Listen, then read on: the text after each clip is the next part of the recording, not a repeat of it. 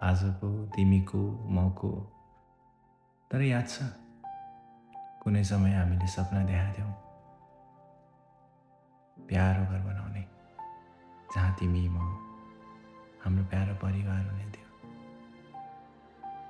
बेला बेला सोच्छु त्यो हाम्रो सपनाको घर कस्तो हुन्थ्यो होला है, यदि हामी अझै पनि सँगै भइदिएको भए। हेर, आज तिमी कहाँ छौ, म कहाँ छु।